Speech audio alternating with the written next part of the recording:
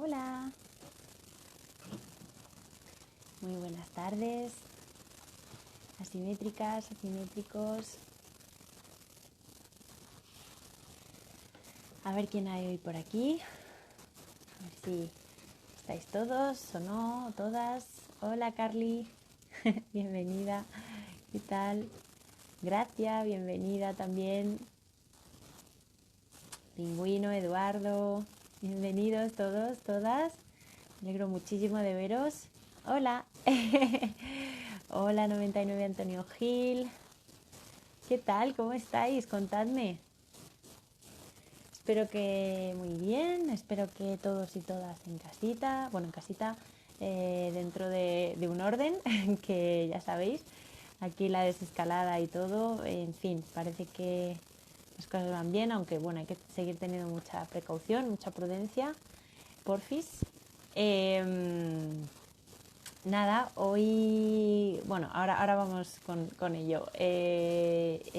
Hoy íbamos a tener de invitado y de invitada a Johanny Palasma y a Kedal Garriga para leer Tocando el Mundo, pero bueno, por cuestiones de última hora, además ha sido in extremis, lo hemos anunciado esta mañana, no va a poder ser hoy, lo sentimos muchísimo la verdad porque nos hacía mucha ilusión, nos hace mucha ilusión que vengan los dos.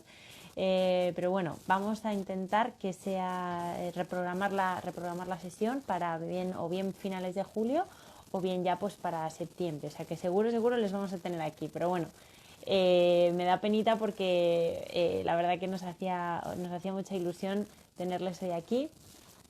Así que nada, he tenido que improvisar una sesión yo sola, que que no os leía yo.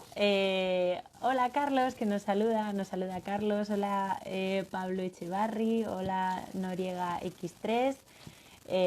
Nada, como os decía, pues por imprevistos al final os voy a tener que hacer yo la lectura de hoy. Os voy a leer Kenzo Tange y los metabolistas de Antón Capitel. Ahora vamos con ello. Es un libro, la verdad, fantástico, también de la colección Inmersiones. Pero antes de entrar, quiero agradecer a Cristina Rodríguez de Acuña y a Eduardo Delgado Orusco por estar con nosotros el miércoles. A ver, perdonad, que tenía enchufado el móvil y eso tiene mucho peligro. Bueno, estar con nosotros el miércoles, Cristina y Alejandro, muchísimas gracias de verdad por contarnos la Casa Carvajal, por estar de nuevo allí, está el tour colgado, está todo colgado. Nos hicieron un paseo maravilloso por dentro de la casa, vimos los patios, los espacios, la luz, el hormigón, fue genial. Así que desde aquí a los dos les damos las gracias por esa sesión tan bonita que tuvimos el otro día. Así que nada, como os contaba, para todos los que os estáis uniendo ahora, pues por desgracia estos Johanny y Kedal no van a poder estar hoy con nosotros, pero esperamos poder reprogramar la sesión para muy prontito, ¿vale? Así que hoy os tenéis que conformar conmigo, yo sola, porque no me ha dado tiempo lógicamente, pues a liar a nadie para esta misma tarde. Así que nada, vamos a ir con este libro que os comentaba, Kenzo Tange y los metabolistas. Es un libro pues que, bueno, pues lógicamente que narra la historia muy concreta de la arquitectura moderna, los inicios, por así decirlo, de la arquitectura moderna en Japón. Comienza con una introducción, ahora lo vamos a ver, vamos a leer el CV de Antón, vamos a leer el índice, como siempre hacíamos en las sesiones en las que lo hacía yo sola. Pero bueno, es un libro que recoge un poco pues todos, en la introducción desde luego va recogiendo todos esos inicios, hace como una especie de panorama general, pues desde digamos esa occidentalización de la arquitectura en Japón pues, en los años 70 de 1800, en 1868, 1870, donde bueno, pues va llegando la arquitectura de Occidente. Bueno, como ciertos personajes y ciertos momentos pues van digamos haciendo que esa historia vaya pasando a este grupo maravilloso Metabolism bueno, del que vamos a hablar hoy, pues, por supuesto con la influencia de Le Corbusier, con la influencia de, bueno, pues de toda esta arquitectura que estaba emergiendo, ¿no? y que de alguna manera se traslada a Japón. Así que nada, vamos a empezar leyendo, por supuesto, el CV de Anton Capitel, que, bueno, probablemente muchos conozcáis, muchos y muchas de los que estáis ahí detrás le conozcáis, pero bueno, por si acaso, como siempre, sabéis que yo soy muy rigurosa en esto y hay que entrar siempre por el mismo lado, ¿vale? Así que os lo voy a leer. Y nada, vamos allá. Anton Capitel, ensayista, historiador y crítico de arquitectura, es catedrático de proyectos en la Escuela de Arquitectura de Madrid. Como conferenciante y profesor ha recorrido toda la geografía cultural española y ha sido invitado por diferentes universidades de Europa o América. Fue uno de los fundadores de la revista Pasajes de Arquitectura y Crítica y en 2 ocasiones ha sido director de Arquitectura COAM, también la revista del Colegio de Arquitectos de Madrid. Ha escrito innumerables artículos y es autor de varios libros, entre los que cabe señalar hoy ya el clásico Metamorfosis de monumentos y teorías de la restauración o el sugestivo y original Las formas ilusorias en la arquitectura moderna, sin olvidar sus monografías sobre Moya, Coderch o Alto o sus lúcidas visiones de conjunto sobre la arquitectura española e internacional del siglo XX. Pues nada, como siempre os hago, os leo un poquito el índice, ¿vale? El índice del libro. Por supuesto empieza con una introducción que ahora vamos a leer, donde, digamos, os comentaba que hacía todo este panorama previo a la figura de Kenzo Tange, todos sus maestros, por supuesto Maekawa y todos los contemporáneos, pues para que, bueno, se vea un poco esa situación inicial. Luego, digamos que comienza con un primer capítulo que se titula La primera época de plenitud, los antecedentes de Tange. Lógicamente se habla de sus antecesores. Después seguimos con Kenzo Tange, la modernidad inicial, los primeros pasos, por así decirlo. También un siguiente capítulo de la arquitectura corbusieriana al experimentalismo formalista. Seguimos con la ciudad como vanguardia, el proyecto del MIT para Boston, el plan de Tokio, 2 críticas de Tafuri, el metabolismo, los personajes, la ideología metabolista, las formas metabolistas y una coda final.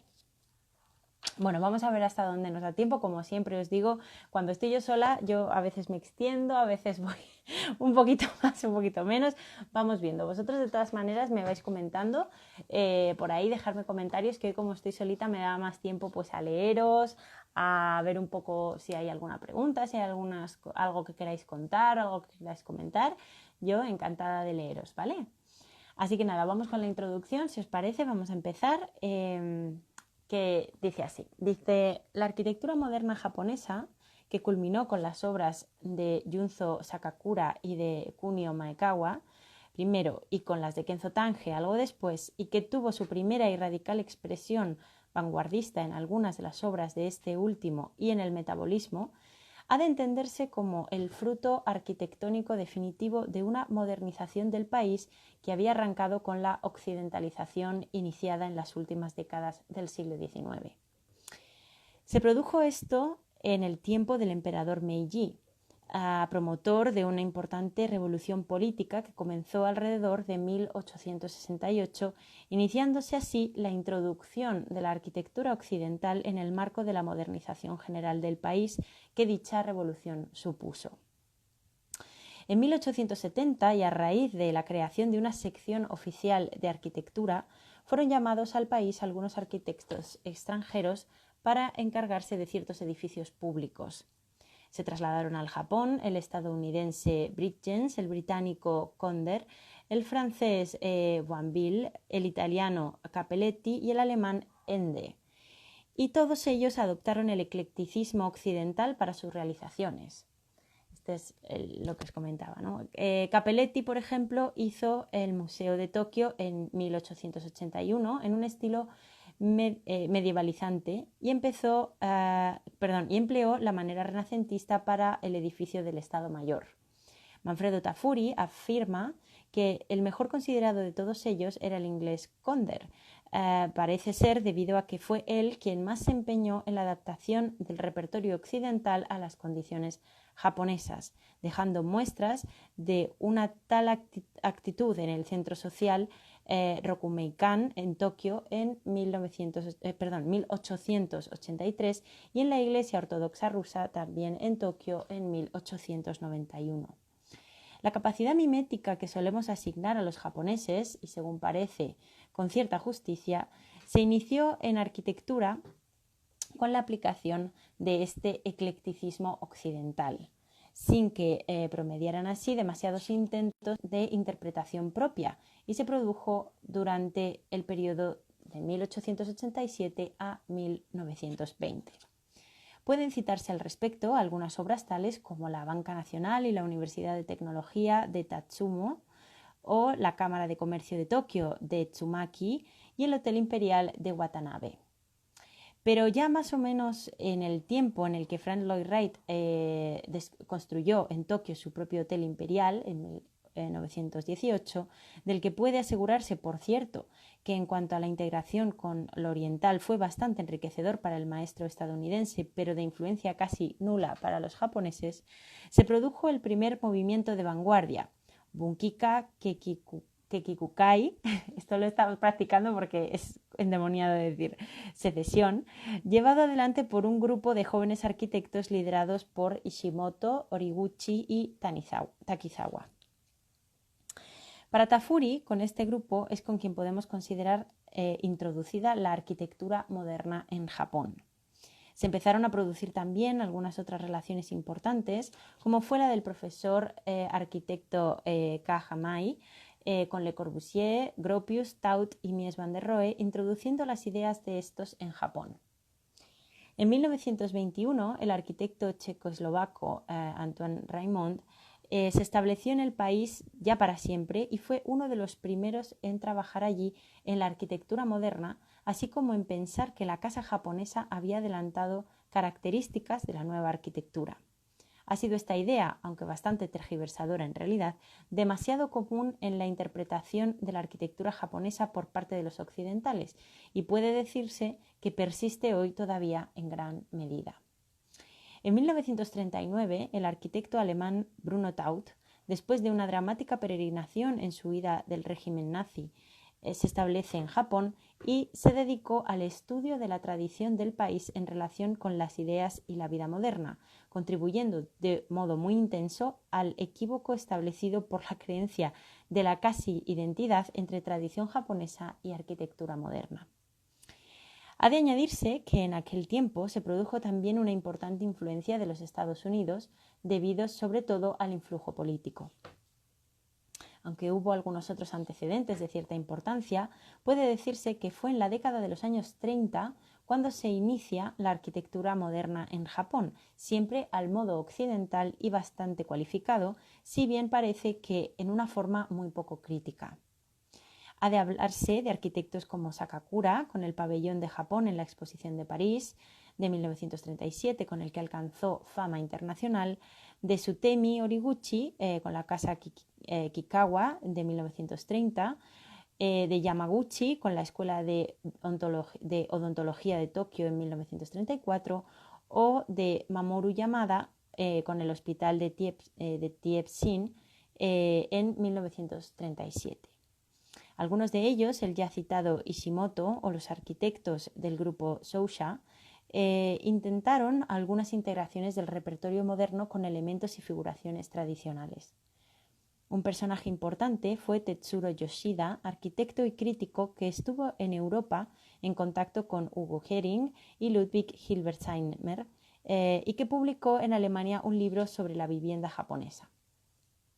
Sus obras fueron, sin embargo, bastante moderadas en un racionalismo que conserva cierto carácter clásico. Otro personaje de mucha importancia fue Togo Murano, con una obra muy avanzada y de alto interés que puede considerarse maestra, como los almacenes de Sogo en Osaka de 1935. Tanto este último como Sakakura pueden tenerse por los más destacados, pero para completar este rápido panorama previo es preciso recordar también la intensa y trascendente relación con Le Corbusier de los arquitectos jóvenes Kunio Maekawa y Junzo Sakakura, que llegaron a trabajar con el maestro suizo en París durante varios años. También ha de recordarse, y de muy otro lado, que hacia 1937 la reacción política derechista y autoritaria que explica el alineamiento del Japón con las potencias del eje germano-italiano empezó a sofocar las manifestaciones modernas, favoreciendo las corrientes más conservadoras. Resulta extremadamente curiosa esta coincidencia de algunos de los regímenes autoritarios en identificar el arte y la arquitectura modernas como enemigos, cosa que evidentemente no eran, y haciéndoles así un inestimable servicio de propaganda que en alguna medida compensó la dura oposición ejercida. Decimos algunos de los regímenes, puesto que del mismo modo resulta conveniente recordar que dentro de las fuerzas del eje del régimen fascista italiano no fue enemigo de la arquitectura moderna, sino por el contrario, su promotor. Sea como fuere, el estallido de la Segunda Guerra Mundial dejó a un lado todo lo que no fuera la contienda misma. Pues vamos, si os parece, después de esta introducción que nos hace Antón, vamos al primer capítulo, que es la primera época de plenitud, con los antecedentes de Tange, para que veamos un poco cómo es o de quién se va a nutrir este arquitecto, ¿no? Dice, naturalmente las cosas cambiaron mucho en el panorama general del país después de la derrota sufrida en la Guerra Mundial frente a los aliados, como es bien conocido. Esto es cuando Estados Unidos gobernó directamente el viejo imperio nipón durante algunos años, y tales cambios se harían sentir con fuerza y con rapidez en lo que a la arquitectura se refiere. Ello se produjo, no obstante, de modo muy parecido a lo que había ocurrido ya con anterioridad. Los cambios significaron una definitiva y total occidentalización de todas las actitudes.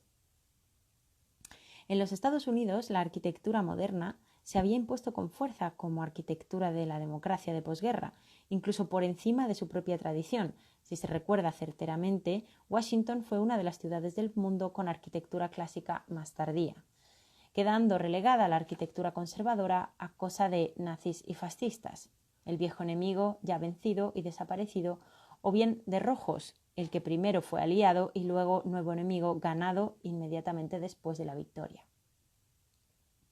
El Japón, que se había entregado a la arquitectura conservadora con el régimen militar e imperialista, resucitará a la arquitectura moderna como propia para la posguerra, y lo hará de modo incluso menos forzado que los propios estadounidenses, o sobre todo que los británicos, pues la había tenido ya en modo relativamente intenso, como hemos visto.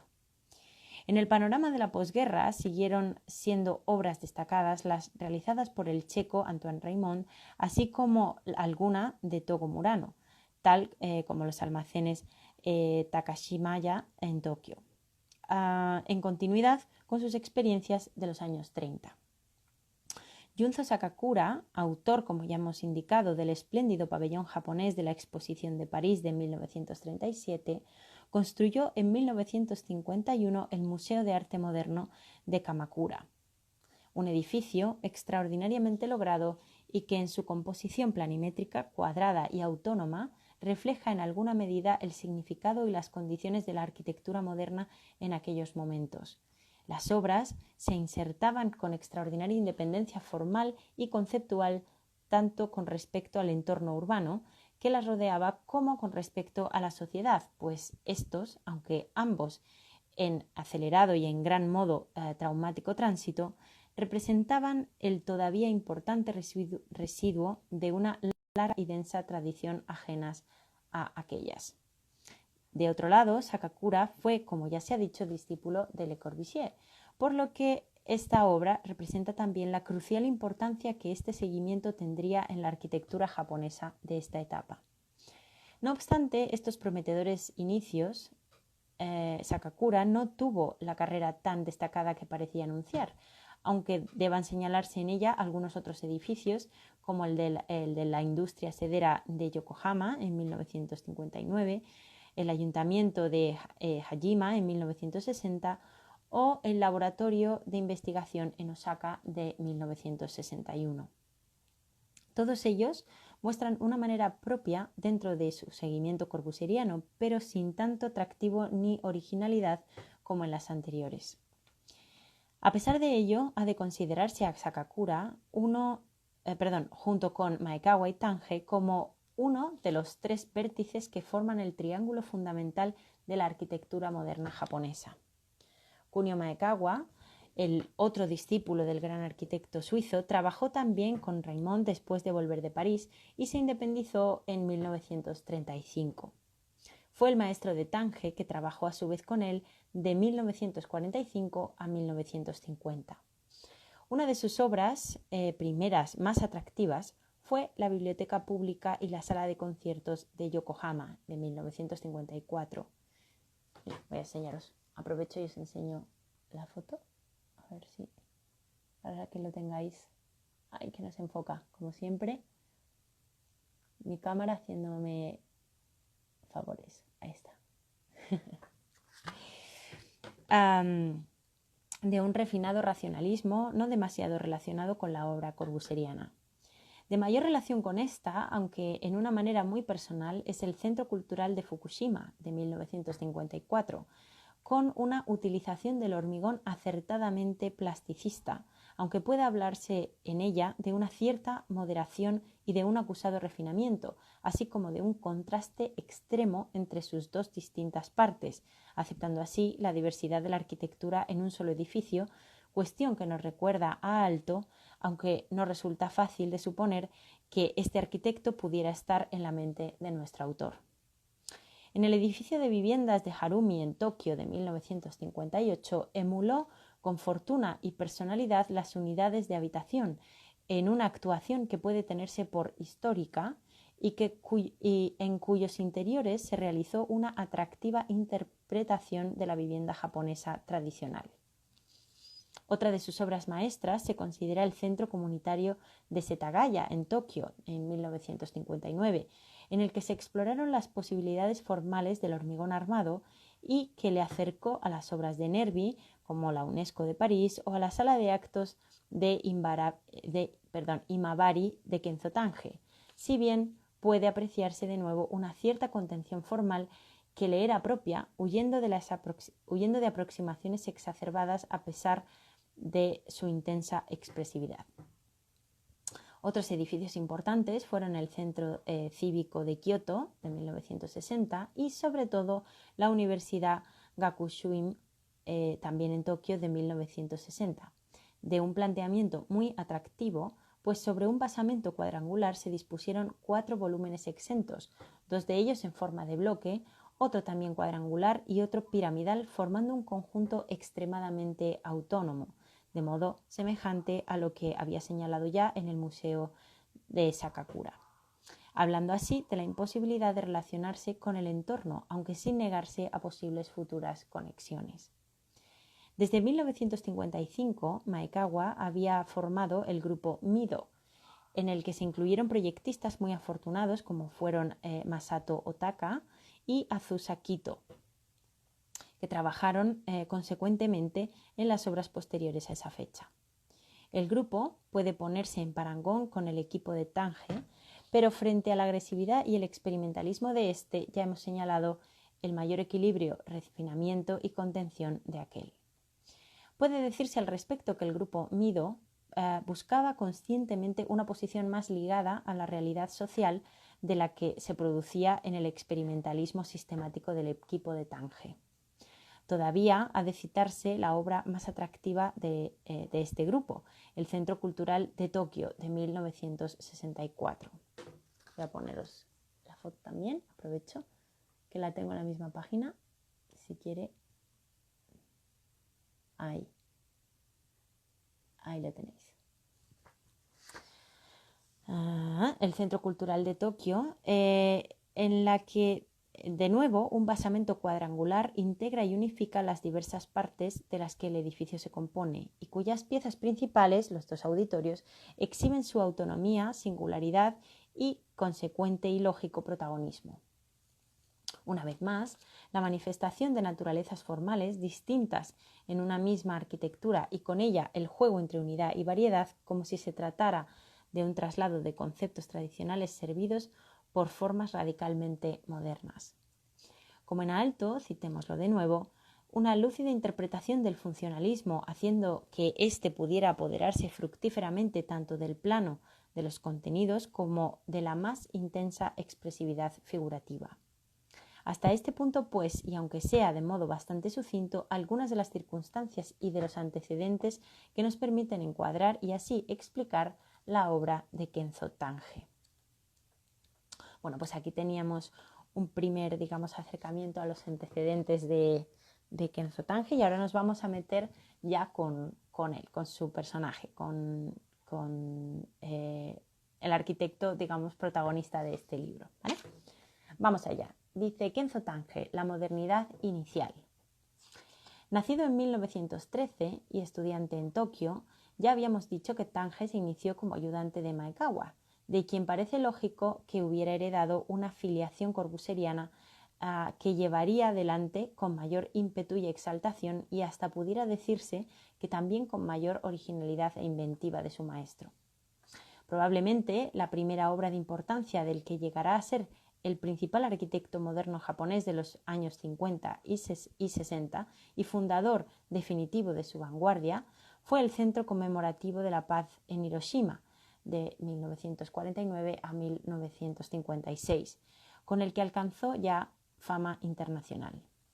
Construidos completamente en hormigón armado, 3 refinados pabellones paralelepípedos parecen aunar el vocabulario corbuseriano: pilotis, planos horizontales puros de hormigón, etc., con un sentido todavía algo clásico de la estructura porticada, que se diría una reelaboración de Perret si no fuera porque su mayor modernidad, la condición abstracta y purista del lenguaje y el cultivo de la transparencia lo acercaran también a la radicalidad y la elegancia de Mies van der Rohe.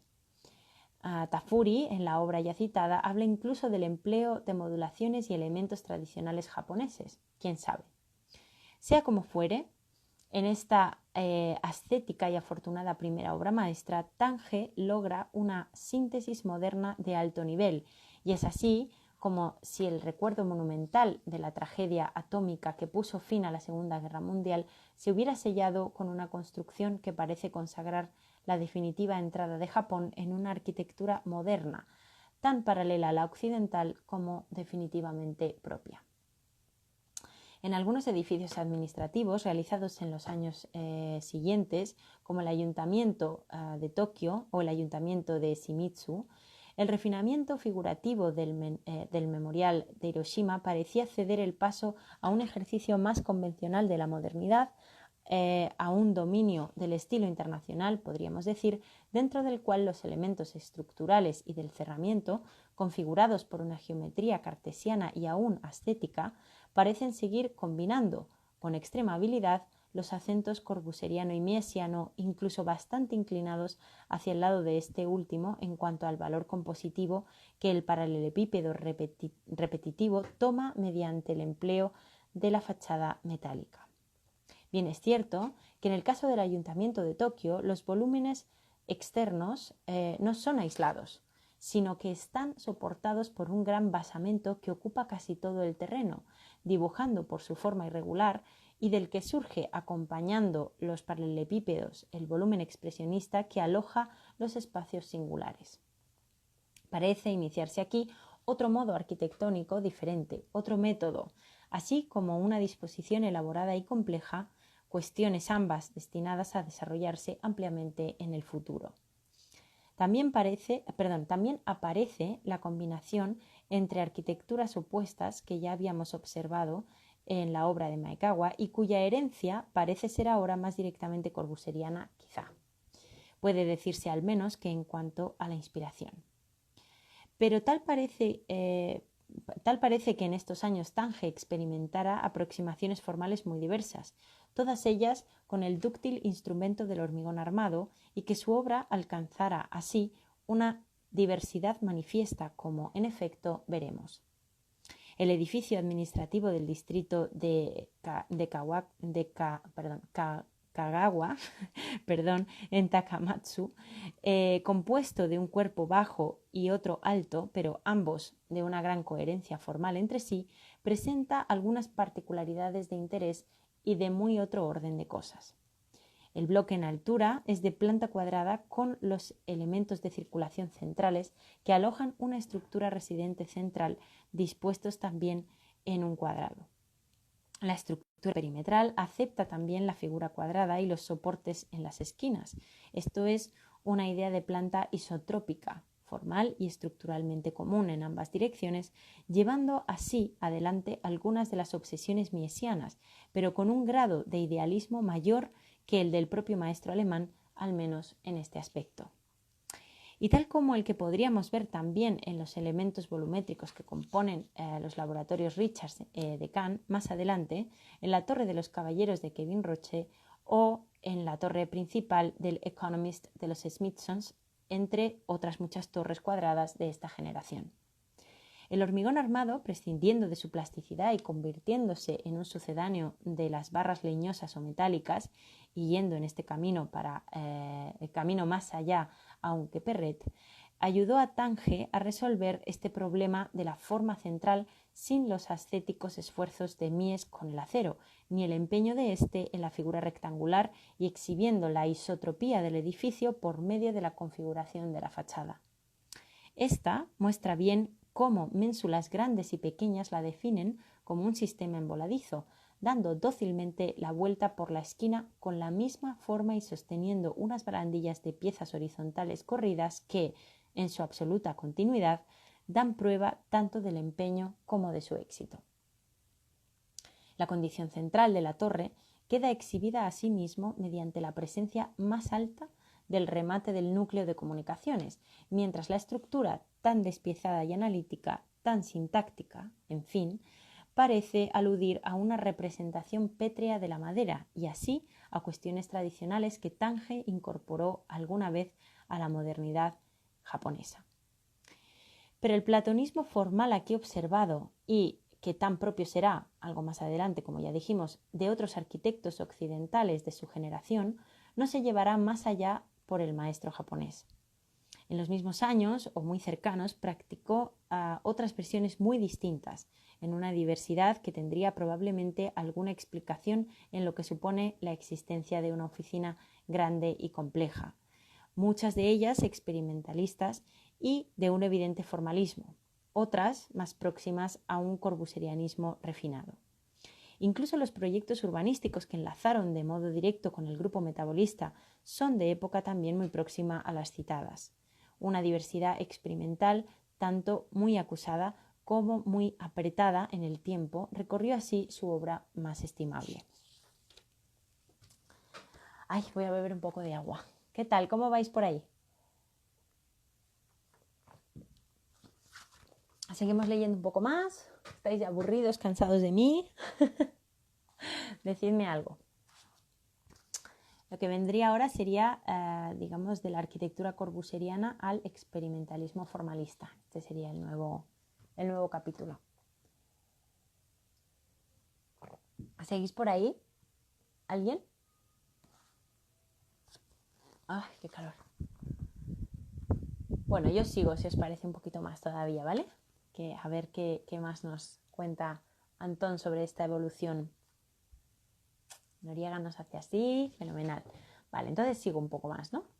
Venga, vamos allá. Las experiencias que podemos considerar como más propia y genuinamente corbusierianas, aunque sea siquiera estilísticamente, son de carácter más bien moderado. Podemos citar el edificio Dentsu en Osaka y los ayuntamientos de Imabari y de Kurashiki, siendo este último, el más interesante y significativo. Este edificio es un volumen compacto y paralelepédico, madre mía, con una sala de sesiones en su centro situada sobre un vestíbulo que le sirve de preparación y acceso, y que por su situación en lo alto se supera el volumen normal. Puede tener una cubierta singular coronada con un graderío al aire libre. Frente a otras ocasiones, el espacio singular y protagonista ha sido aquí englobado en la geometría de la planta y del volumen compacto neto. Sus fachadas son simples, caligráficas y exquisitas. Como tantas obras de Le Corbusier, tienen basamento, que naturalmente es lo más vacío, cuerpo principal en cuya composición se manifiestan las elegantes y algo diversas fenestraciones que perforan la tensa pared de hormigón, y coronación expresiva de la estructura superior de cubrición y que cuenta con algunas ménsulas que le dan una cierta condición sintáctica. No muy diverso es el acento de las otras obras de esta clase, y aunque todas estas distintas maneras han de considerarse para contemplar la variedad que animó la obra de Tange, quizá deba tenerse por más significativa la biblioteca infantil de Hiroshima. Os voy a enseñar una foto. Bien, ahí la tenéis. La biblioteca de Hiroshima. Que una biblioteca infantil pueda ser un espacio de planta redonda como lugar principal, que se una a otro elemento que es de forma trapezoidal y contiene los servicios, y que a la vez pueda construir en sección una especie de monumentalización del desagüe al definir una cubierta en forma de embudo, expresa bien que el experimentalismo y el formalismo de esta clase de obras del estudio de Tange. Destaca en este caso tanto la fe en una composición por elementos, cuyo optimismo experimentalista parece olvidar la raigambre académica del método, como la diversidad de ambas piezas, que acabarían recordando la posición altiana si no fuera por el ingenuismo formalista aquí exhibido, bastante lejos del intenso funcionalismo plástico del maestro finlandés, interesado tanto en utilizar como en exhibir con alguna frecuencia la realidad que puede afectar a la naturaleza arquitectónica. Pero véanse además las fechas de esta biblioteca, muy tempranas, que nos enseñan cómo la actitud de que tan elocuentemente expresada vemos en esta pequeña obra fue acompañando desde un principio a las otras tendencias a las que ya nos hemos referido. Esta obra, por cierto, que no lo he dicho, la Biblioteca Infantil de Hiroshima, es de 1951 y acabada en 1952. Así pues, no podemos hablar demasiado de la evolución en el tiempo, aunque tampoco creo que debamos hacerlo acerca de eclecticismo, pues no parece que se trate, al menos de un modo pleno y consciente, de una premeditada y diversa adecuación al programa, al lugar, a las circunstancias, etc., a través de distintas arquitecturas que se consideran legitimadas para responder, con medios variados, a los diferentes problemas. El tiempo era bien otro del que tanto más adelante producirá el pluralismo. Tal parece, pues, por el contrario, que no se acertara del todo entonces con lo que se pensara que pudiera ser la arquitectura moderna, y que se estuviera experimentando y buscando con la variedad de las experiencias aquella que se consideraba mejor, más cierta quizá, o probable y preferiblemente más avanzada, más vanguardista, más revolucionaria. Es muy posible que la carrera de Tange se debatiera en el interior de una cierta angustia, aquella que le provocaba el hecho de buscar la arquitectura más moderna, pero hacerlo con seriedad, no poder prescindir de trabajar en todas aquellas versiones distintas que la idea de modernidad significaba, al menos para probarlas, pues esta modernidad se mostraba a sí misma como mucho más amplia y esquiva de lo que en principio pudiera haberse pensado. Las arquitecturas experimentales de Tange parecen buscar así versiones nuevas, versiones propias, incluso mediante las que llegar a lo más avanzado. Que las experiencias podían ser muy distintas quedó demostrado por la reunión de cosas tan plurales como la sala de asambleas de Matsuyama de 1952, la sala de asambleas de Shizuoka en 1955, el Centro Cultural en Nichinan en 1960, el Club de Golf de Totsuka en 1963 o los dos pabellones olímpicos de Tokio de 1960 a 1964, a las que se podría añadir aún la Catedral de Santa María en Tokio en 1961 y 1964. Pero no resulta esta una colección de obras demasiado atractiva, al entender al menos de quien esto escribe. Esta posición de Tange, al incidir en un formalismo que utilizaba la libertad del hormigón con escasa medida y con criterios puramente plasticistas, abandonó la calidad casi al arbitrio de las leyes del azar. Los edificios olímpicos, en su momento muy celebrados, son sin embargo extraordinariamente banales, así como lo es también la Catedral de Tokio, y hasta podría decirse que lo son en general casi todas las realizaciones que utilizaron las superficies regladas y alabeadas, criterio que encandiló a tantos en aquella época. Recuérdese a nuestro Candela, que al menos buscaba y conseguía el buen precio para la obra y con el que tan poca calidad formal se obtuvo. De toda esta colección de dudosas experiencias, me parecen las más aceptables el Centro Cultural de Nichiman, que lo tenemos aquí. Os voy a poner la fotografía. A ver, aquí tenemos la foto, pero os voy a poner también la planta. Aquí. Ahí la tenéis. Y quizá la de la sala de asambleas de Shizuoka. La primera, es decir, el Centro Cultural de Nichiman, es de un plasticismo indisimulado, esto es, sin las coartadas tecnicistas, geometristas o espacialistas de tantos otros casos. El objetivo formal de este centro cultural es puramente escultórico. Su geometría no busca complejidades más gratuitas de las que su composición oblicua y volumétrica supone, y su juego se celebra así en un terreno claro y con unas reglas poco engañosas. Lo que conseguido y a la vista está, como volumen y como espacio. Sus conceptos no solicitan otras coartadas que su éxito figurativo. La sala de Shizuoka es más conceptual, y el paraboloide hiperbólico de la cubierta anuncia los edificios olímpicos, pero su formalismo geométrico y espacial es también más conseguido, aunque sea, desde luego, de muy otro orden del que afecta al edificio anterior. La colocación de la planta como un cuadrado en posición rómbica, el aprovechamiento espacial del interior provocado por esta colocación y por la cubierta laveada y el tratamiento exterior lo convierten, a mi entender, en uno de los escasos edificios realmente atractivos de este apartado experimentalista de Tange. Voy a poner también la planta y la fotografía, y lo tenéis, para que lo tengáis ahí en mente. Bueno, ¿cómo vamos? ¿Sigo? ¿Entro a la ciudad? Bueno, yo creo que puedo leer la ciudad como vanguardia, que es cortito. ¿Qué tal? ¿Cómo vais? ¿Bien? Venga, voy a leer y luego os vuelvo a preguntar si sigo o no. La ciudad como vanguardia. Consolidada la arquitectura moderna en los años 50 y en los primeros 60, quedaba pendiente la ciudad. En Japón más aún, pues la ciudad había constituido muy a menudo un territorio tradicional, en los mejores casos convencional y deteriorado en los más, al que los arquitectos modernos habían opuesto sus avanzados productos formales muchas veces, y tal hemos visto como objetos completamente autónomos y sin relación alguna con el tejido urbano en el que debían insertarse.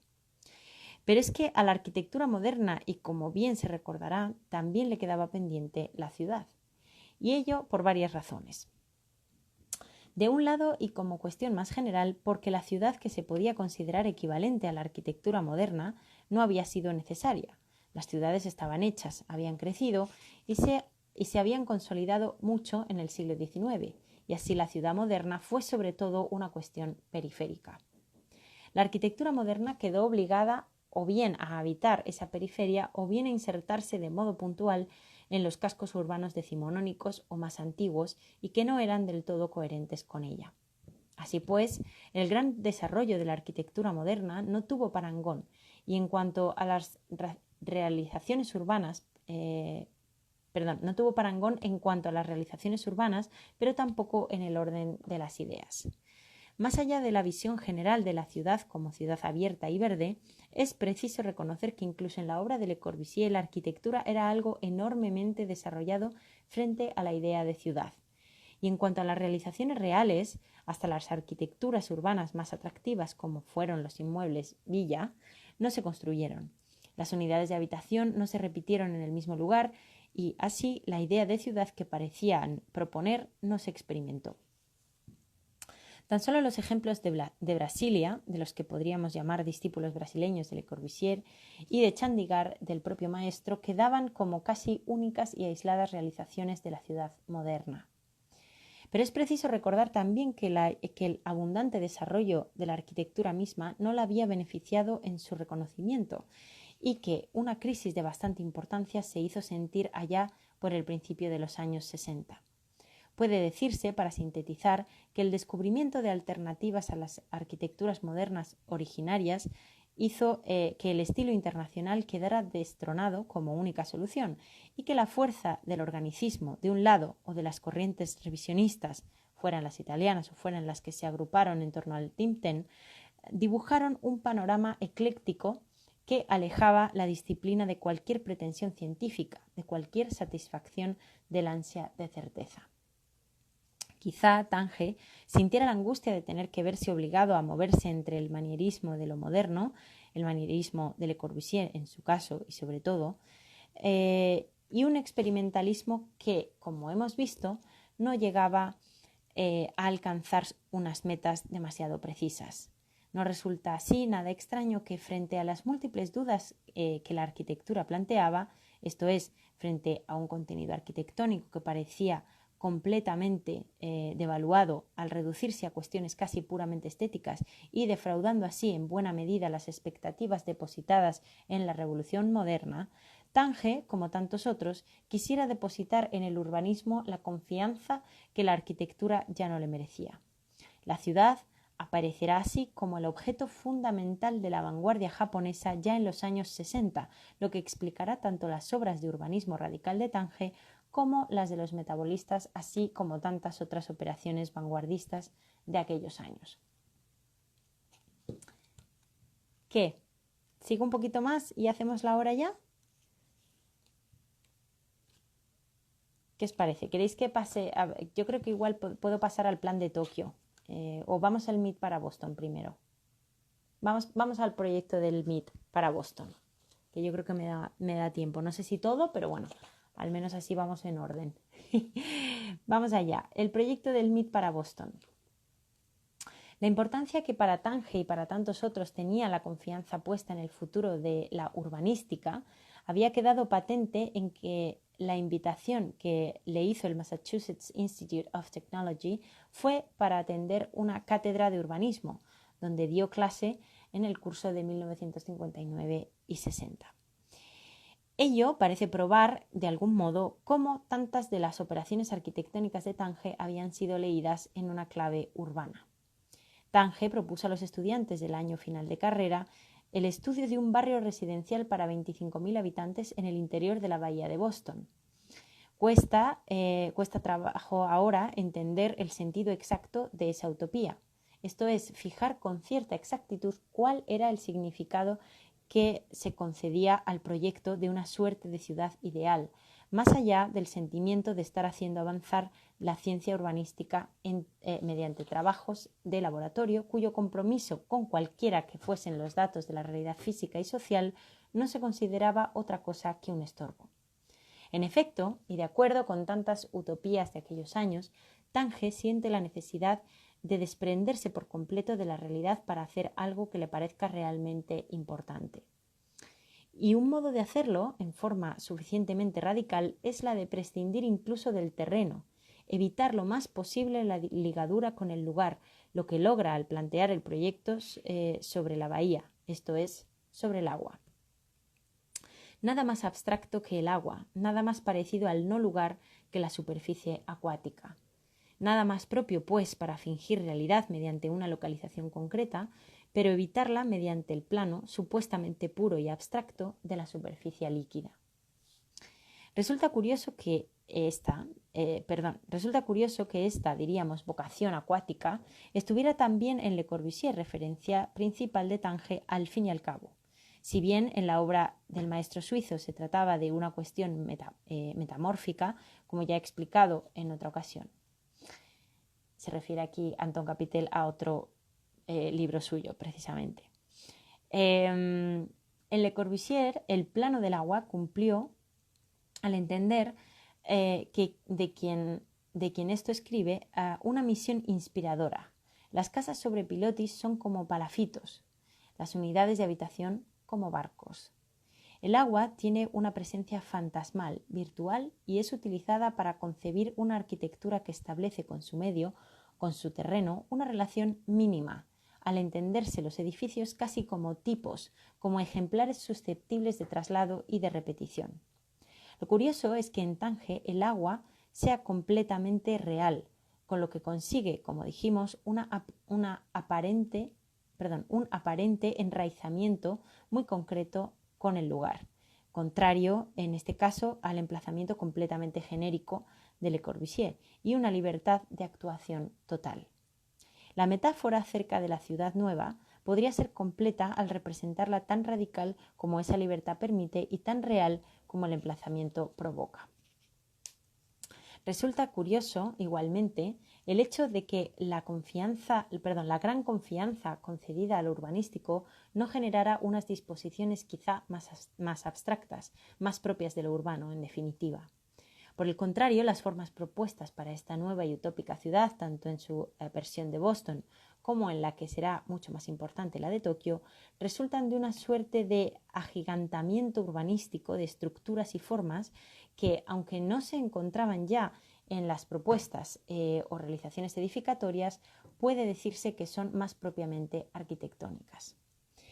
Es una característica tan importante y tan paradójica como común fue a tantas de las utopías dibujadas en aquellos años. La ciudad, a la que en principio se concedía la posibilidad de dotar de contenido a la propia arquitectura, se ve invadida por los principios de esta última, como si fuera el hecho de convertirlos en urbanos el que tuviera la virtud de volverlos trascendentes y adecuados. Así pues, la ciudad utópica será para Tánger al menos el modo de legitimar, de hacer buenos los principios que llevados solamente a la arquitectura parecían volverse endebles, vacuos. La ciudad utópica japonesa se vuelve así extremadamente preocupada por la forma, como si sólo en ésta pudiera hallar un verdadero contenido. Pero no por la forma urbana, como ya se ha dicho y como en los ejemplos vemos, sino por una forma arquitectónica que, aunque a gran escala, tiene particularidades poco urbanas, tanto en las propias planimetrías como, sobre todo, en el más arquitectónico de los documentos del proyecto, en las secciones. La importancia de la sección triangular que caracterizó el proyecto de Boston con los estudiantes del MIT MIT o MIT, yo digo MIT porque es más rápido, perdón, tiene una referencia anterior en el proyecto para el edificio administrativo de la Organización Mundial de la Salud en Ginebra. En dos grandes bloques, por si no lo tenéis en la cabeza, este es, a ver si no lo enfoca, pero ahí más o menos lo veis. En dos grandes bloques inclinados curvilíneos y simétricos entre sí se relacionan y se sirven de las circulaciones mediante el espacio intermedio que encierran. Espacio a gran escala, pero concebido como un espacio cerrado y que es así partícipe tanto de las características urbanas como de las arquitectónicas. El edificio propuesto para Ginebra está, pues, definido mediante la sección y es, por lo tanto, lineal. La condición indefinida o indeterminada de lo lineal, más propia para lo urbano, está aquí delimitada por un cierto sentido de las proporciones que diría tan corbusieriano como las propias fachadas, que no evitan el reconocimiento evidente de una tal relación. También contrarresta y suaviza esta linealidad la situación de un pequeño edificio singular que genera una franja de suelo que alcanza igualmente al edificio principal, así como el asentamiento del conjunto en muy elaborado terreno cuadrado. Pues voy a parar aquí, si os parece. Me apetecería seguir leyendo, sobre todo para llegar también al capítulo de la ideología metabolista y, en fin, todas estas cuestiones que tienen que ver con el maestro. Pero oye, si en estos días vuelve a pasar este imprevisto, lo recuperamos, si os parece, ¿vale? Recuperamos y terminamos un poquito más. ¿Qué tal? ¿Qué os ha parecido? ¿Cómo lo habéis visto? ¿Echabais de menos que os leyera? Qué va, ¿no? Mentira, seguro que no, porque la verdad que es mucho más interesante escuchar a los autores y también, pero Nada, hoy ha salido así, como os contaba. Tendremos a Palasma y a Quedal Garriga pronto, ojalá que pueda ser en este mes y si no ya sabéis en septiembre. Pero bueno, de momento hoy hemos leído, a ver Noriega, aquí dice, es por lo menos interesante la crítica al experimentalismo en la arquitectura, que si fuese una ciencia estuviera vista desde otro foco. Pues sí, por lo menos interesante, desde luego. Como veis, el libro, ya os decía, es de la colección Inmersiones. Si os apetece tenerlo, ya sabéis, edicionesasimétricas.com o las librerías que estarán encantadas de recibir vuestros pedidos y vuestra colaboración ahora que todo parece que empieza a levantar un poquito la cabeza, a ver si entre todos pues conseguimos ayudar a que esto vaya mejor. Y hoy que estoy sola, pues así os puedo anunciar todas las lecturas de la semana que viene. A ver, para que lo sepáis, y si no hay ningún imprevisto, ¿vale? El lunes vamos a estar en la segunda sesión con Francisco González de Canales, el arquitecto como trabajador. El miércoles 15 vamos a estar con Pablo López Martín y la silla de la discordia, la segunda sesión también. Y el viernes 17 vamos a estar con Rubén García López y un libro al que le tenemos un cariño muy especial, La herencia del cine, de Paulino Biota. Rubén es el editor del libro y nos apetece mucho tenerle. Hemos intentado tener a Paulino, pero bueno, no ha sido posible, pero no importa, sabemos que él lo va a hacer con mucho cariño igual. Así que ahí tenéis el calendario ya para la semana que viene, lo anunciaremos el domingo, como lo hacemos todas las semanas. Y muchísimas gracias, como siempre, a todos y a todas los que estáis ahí detrás, escuchándonos, siguiendo nuestras lecturas y disfrutando pues de este ratito que bueno, espero no haberlo hecho muy mal, a pesar de haber estado sola.